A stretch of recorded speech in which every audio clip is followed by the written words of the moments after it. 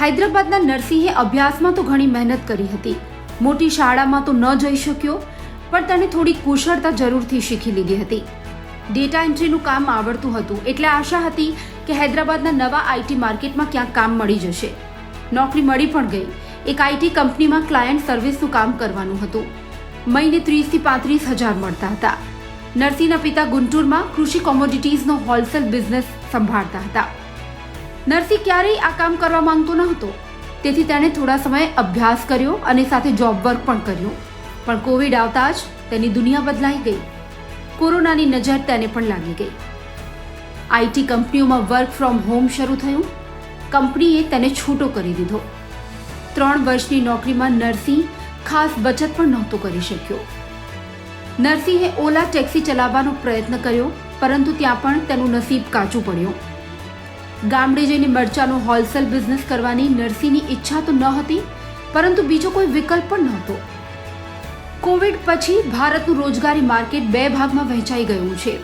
એક ભાગમાં એવા લોકો છે જે હજુ હમણાં જોબ માર્કેટમાં પ્રવેશ્યા છે, અને બીજા ભાગમાં એવા લોકો છે જેમના કામ બંધ થઈ ગયા છે અને હવે રોજગારીની શોધમાં છે, એટલે કે બેરોજગારોના જૂથમાં જોડાઈ ગયા છે. નરસિંહ જેવા લોકો આ બીજી શ્રેણીમાં આવે છે. સરકારના 30 લાખ કરોડથી વધુના બજેટમાં નરસિંહ જેવા લોકો માટે કંઈ હશે? નરસિંહ જેવા લોકો ના તો શ્રમ પોર્ટલ પર નોંધાયેલા અસંગઠિત મજૂર છે, ના તો સ્વરોજગારી મેળવતા ઉદ્યમી. સ્વરોજગારી મેળવતા લોકો કામધંધો ફરી શરૂ કરવાના પ્રયાસમાં છે. તેમની ગાડી તો કોર્પોરેટ જગતમાં કામ શરૂ થાય પછી જ આગળ વધી શકે એમ છે. ભારતમાં કામદારોની બહુ મોટી વસ્તી એવી છે જેમને બજેટથી કોઈ સીધી મદદ નથી મળતી. બજેટથી તો કંપનીઝને કર રાહતો અને પ્રોત્સાહનો મળે છે. બેંકોને સસ્તી લોન આપવાનું કહેવામાં આવે છે. તેનાથી એવી આશા રહે છે કે કંપનીઓ રોકાણ કરશે અને નરસિંહ જેવા લોકોને રોજગારી મળશે.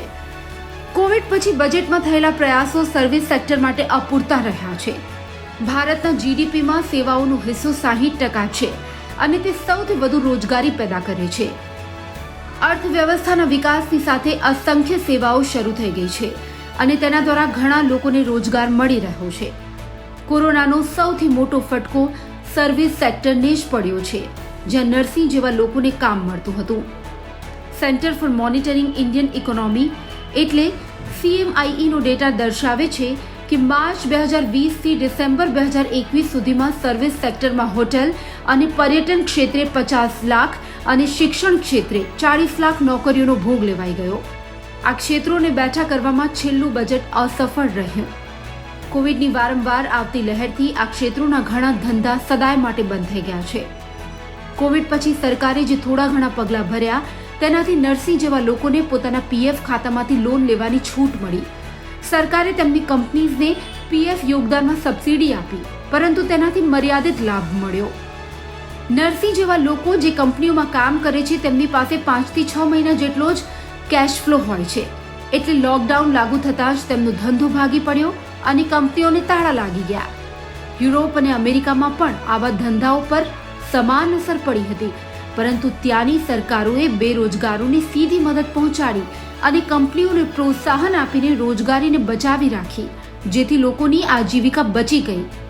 Pay check protection, unemployment benefit જેવા પ્રયાસોથી સર્વિસ સેક્ટરમાં બેરોજગારી પર બ્રેક મારવામાં મદદ મળી. ભારતમાં આવું કંઈ ના થઈ શક્યું. બસ આટલી છે અપેક્ષા. નરસિંહના અમુક સગા અમેરિકા અને કેનેડામાં છે. તેમની પાસેથી જ નરસિંહને જાણવા મળ્યું કે ત્યાંની સરકારોએ રોજગાર બચાવવા માટે સીધી મદદ પહોંચાડી છે. કંપનીઓએ પગાર નથી કાપ્યા, નોકરી ગઈ તો સરકારે ભથ્થા પૂરા પાડ્યા. નરસિંહને એક વાતની ખબર છે કે અર્થવ્યવસ્થામાં તેજી આવશે તો જ તેને કામ મળવાનું શરૂ થશે. નરસિંહની બીજી એક સમસ્યા એ છે કે જ્યારે મંદી દૂર થશે અને નવેસરથી એકડો ઘૂંટવાનો આવશે, ત્યારે ઘણી ટેકનોલોજીસ બદલાઈ ગઈ હશે અને તેણે નવી આવડત શીખવી પડશે. તેની ઈચ્છા માત્ર એટલી જ છે કે શું ત્યાં સુધી તેને કોઈ સીધી મદદ ન મળી શકે?